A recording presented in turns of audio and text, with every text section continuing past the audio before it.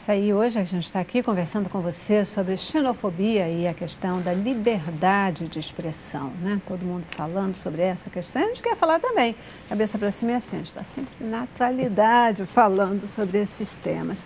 Todos vocês lidam com mídia, trabalham com esse assunto, trabalham com cartoons, com charges também, né? Estão aí completamente inseridos no contexto do que a gente está colocando. Queria perguntar para vocês, a mídia, ela provoca, ela incentiva a xenofobia, direta ou indiretamente, em relação a questões políticas e religiosas? É uma pergunta difícil de responder, mas eu acho que é a questão chave, né? Uhum. É a questão chave. Eu vou botar o meu posicionamento aqui para a gente discutir, né? De que forma, né, a gente pode apresentar um posicionamento? No caso francês, de quase 2 semanas atrás, todos nós sabemos, né, ou pelo menos alguns talvez não, de que os muçulmanos têm como uma das suas características básicas a proibição da descrição do profeta Maomé. Não pode, de maneira nenhuma, colocar nenhum tipo de grafismo ou apresentação real do poeta Maomé. Muito bem, aí eu me pergunto, de que forma um jornal não muçulmano pode apresentar isso graficamente? A liberdade de expressão está aí, correto? Agora, de que medida, essa é a pergunta, nós podemos falar do poeta, do profeta Maomé, né? Aí entra a questão da multiplicidade cultural que o mundo vive hoje. E aí a gente entra na questão da globalização. Como vamos mediar essa relação entre múltiplas culturas dentro de uma mesma sociedade, onde a gente consegue ver tudo ao mesmo tempo? Eu acho que esse que é o debate. Eu acho que o jornal avançou um pouco. Agora, o grupo que atingiu o jornal também avançou demais. O assassinato não justifica. De maneira nenhuma, é verdade?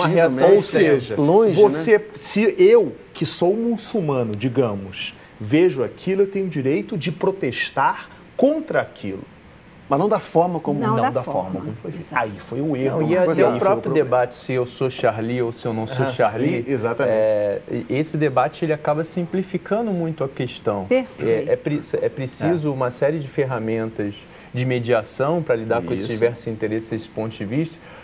Na questão da própria mídia, desde os anos 80, a França ela tem ferramentas de regulação da mídia, principalmente o Conselho Superior do Audiovisual, que em 2010 notificou uma série de emissoras de televisão na França sobre discurso de ódio, principalmente contra imigrantes e principalmente contra pessoas muçulmanas, né?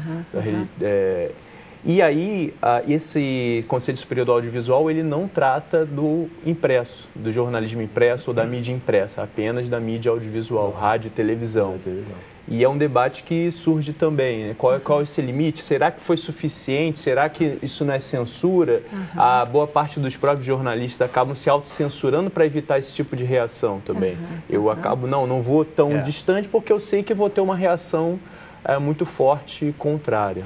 Mas eu fico me perguntando se, independente da legislação, se o profissional, eu vou dizer o profissional de mídia, o profissional jornalista, né?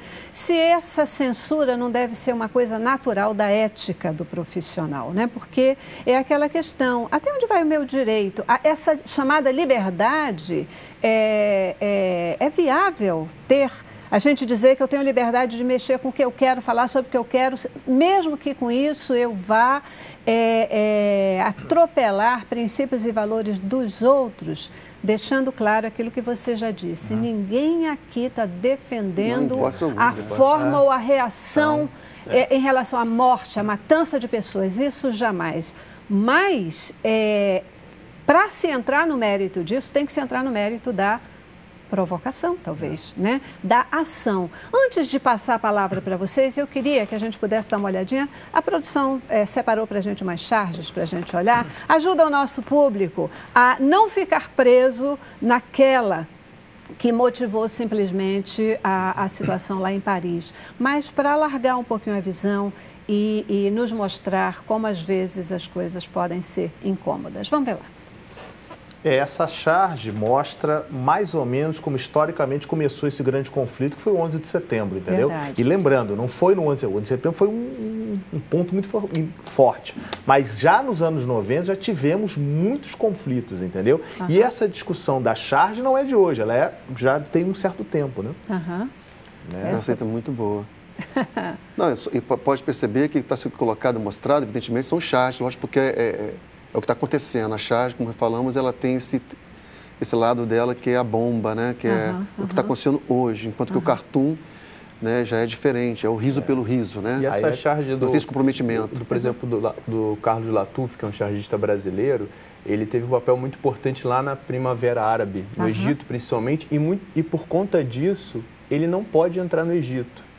Ele é proibido pelo governo que tomou posse no país após a Primavera Árabe de visitar o país. É uma forma de mordaça também, né? Essa aí também está muito boa. Olha só, olha só. A anterior a gente vê a questão da integração da Europa e ao mesmo tempo expulsando essa integração. Olha que conflito, né? Eu sou Charlie. E aí tem a imagem do profeta Maomé, entendeu? E isso, né, foi colocado mais fogo na lenha, entendeu? Mas, por outro lado, é a discussão da liberdade de expressão, entendeu? Quer dizer, é o debate da liberdade de expressão. Mas aí que ela tinha falado sobre a liberdade de expressão, isso realmente é complexo, porque... Né? Eu volto já para isso. Essa daí, por exemplo, né, que às vezes é tão nonsense que a pessoa está degolando Maomé e não percebe que é ele, né? Porque fica tão cego com o desconhecido que não perde a noção de raciocinar. Essa é bastante forte também. Essa é uma charge tremendamente forte. Ela critica a Trindade, aí, né, num desrespeito a conceitos religiosos de uma forma irreverente, de uma forma, na minha opinião, desastrosa. Uma charge que, por exemplo, eu não faria, entendeu? Inclusive, eu tomo por base assim, um princípio até bíblico, né, que o apóstolo Paulo fala, né? Tudo me é lícito, mas nem tudo convém, né? Ou seja, por exemplo, eu faço charges para uma editora e nós trabalhamos com vários públicos, eu trabalho com vários públicos, né? Então, eu sei o público que eu estou trabalhando, que eu estou lidando. Então, eu tenho, não é que eu não possa me expressar, mas na minha expressão gráfica, eu tenho que saber o que eu vou fazer. Se isso vai, de alguma forma, trazer algum transtorno, alguma consequência grave, não só para mim, como para outro também. Então, essa liberdade, eu tenho que saber lidar com isso. Eu estou no mundo... Eu particularmente, quer dizer, eu vou botar a minha opinião aqui, acho que deveria ser colocado uma certa discussão entre os jornalistas, entendeu? Eu acho que o respeito ao outro, né? O limite ao respeito, como algumas que a gente viu ali, elas devem ser realmente debatidas. Existe liberdade sem limite? Existe. A gente pode chamar de liberdade algo que não respeite não tenha essa ética de um ponto de vista. Não, eu acho que tem sim, tem toda a questão ética, tem limite sim. Eu acho que essa liberdade que Deus nos proporciona, que nós temos num país democrático como o nosso, tem limite para as coisas assim, tudo na vida, né? Você anda na rua, tem um sinal ali que tem que parar, que tem que passar, entendeu? Então, a vida profissional nossa também tem lá seus limites, né? Olha que eu estou como cartunista, é até meio complicado, sei que muitos cartunistas estão me ouvindo agora, e me vendo, mas eu tenho que saber me posicionar com relação à minha criatividade, a minha charge, meus cartoons, a minha liberdade de expressão. E a própria Europa já prevendo isso, ela já há alguns anos atrás, de 2006, 2007, ela fez algumas recomendações no Conselho Europeu aos países do bloco de que o discurso de ódio ele é incompatível com a liberdade de expressão, com direitos humanos. Ou seja, uma coisa é liberdade de expressão, outra coisa é discurso do ódio. Exatamente. Agora, a grande dificuldade é quem vai definir isso. Perfeito. Como isso é definido. Aqui no Brasil, a gente tem, por exemplo, um conselho de autorregulamentação da publicidade, que são pessoas da sociedade que se reúnem para avaliar, às vezes, uma propaganda que é muito ofensiva, uma propaganda que induz a uma situação constrangedora. há países que operam a partir de conselhos estatais, há países que liberam tudo. Então a gente precisa encontrar qual é essa melhor ferramenta para fazer essa mediação. É complexo, porque a gente pode, de maneira subjetiva, estar voltando ao regime aqui no Brasil, da censura, de tudo que aconteceu aqui, que foi uma coisa desastrosa, foi um atraso no país. Né? Então é muito cuidado. Só para completar, eu diria o seguinte: o desafio está na pauta jornalística. Perfeito. No fechamento da sua pauta, e com a sua equipe, né? O que você vai traçar, o que você vai falar. Porque várias regulamentações são muito importantes, ok, vão cair bem, mas eu, por exemplo, quando eu sento diante do computador ou na minha prancheta, né, acho que eu sou o maior responsável pela minha liberdade de expressão. Concordo plenamente. O que eu vou fazer? O meu contraponto, o meu complemento ao que você está colocando é o seguinte: eu tenho muito medo das regulamentações também, porque elas podem perder o pé mole e trazer esse rigor do não pode. E vocês sabem, né, que quando o direito, a justiça trabalha no rigor da lei, no rigor do que está escrito. Então, eu penso que toda essa questão ela tem que passar muito mais pela ética profissional, pelo comportamento de cada um, do que por uma questão de rigidez de leis escritas e colocadas, né? Eu digo para vocês, eu não sou Charlie. Eu não sou Charlie.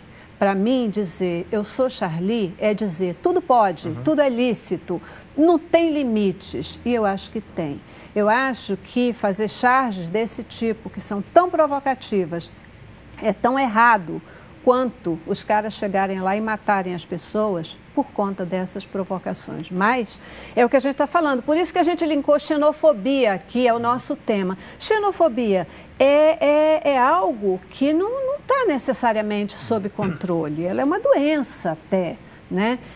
E a gente vê muitos casos na história do mundo de pessoas que, por provocação, por um descontrole emocional, elas cometem atos e fazem coisas que se eu acho que o debate se inflama exatamente com o aspecto religioso. A religião em si, dentro da sociedade, é um assunto, é um sentimento que vai causar problemas. Eu acho que o posicionamento do jornal que publicou essas charges tem como característica isso, né?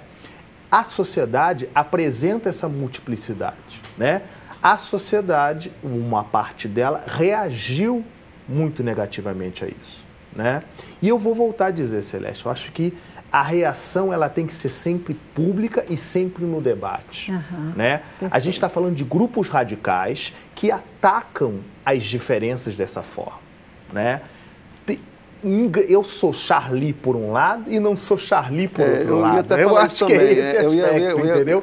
Acho que nem tanto ao mar, nem tanto à terra, né? Eu ia falar o seguinte, eu sou Charlie na medida em que eu expresso a minha opinião gráfica respeitando você. Exatamente. Respeitando a etnia, respeitando o seu credo, né? Respeitando a sua pessoa. Acho que eu sou Charlie na medida que eu respeito. Eu não sou Charlie na medida que eu desrespeito, não tem como ser Charlie. Mas é por isso que eu não sou Charlie, né? Porque eu acho que não houve essa medida do respeito.